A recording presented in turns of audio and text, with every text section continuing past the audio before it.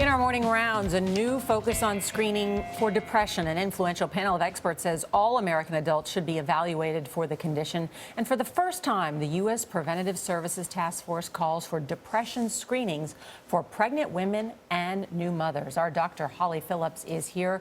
Good morning. This is significant. Why this call? Yeah, it really is. It's a major statement. But honestly, I don't think the task force had much of a choice. They really had to respond to this onslaught of evidence that shows maternal depression is far more common than we previously thought. So the report states that 9% of pregnant women, 10% of new moms will experience episodes of depression, of major depression. And also some cases of what we thought was postpartum depression actually started during pregnancy or before. So there was, a real outcry. This is something that needs to be prioritized and screened for. Why is it especially dangerous for expectant mothers and new mothers in particular? Right. So for pregnant women who are experiencing depression, there is an increased risk of suicide or harming the baby. But much more commonly, it's just that depressed women don't take good care of themselves. They're less likely to do their prenatal visits or take their vitamins or eat well. And beyond that, there can be a long-term impact on children who are born to mothers who are depressed during pregnancy or after.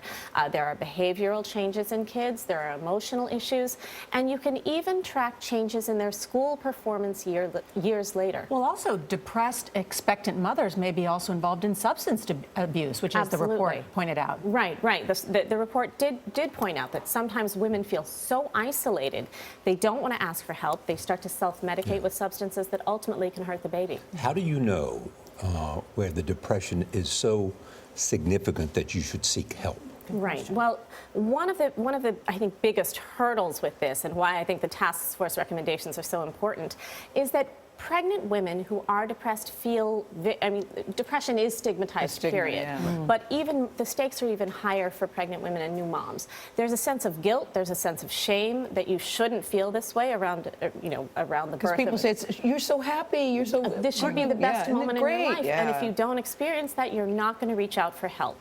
So, but if you do, there are great screening tools, and then we get you where you need to go. It should be destigmatized, and I think this is a great step in the right direction. I agree. Really, thank you, Dr. Holly. Thank you, Dr. Holly Phillips.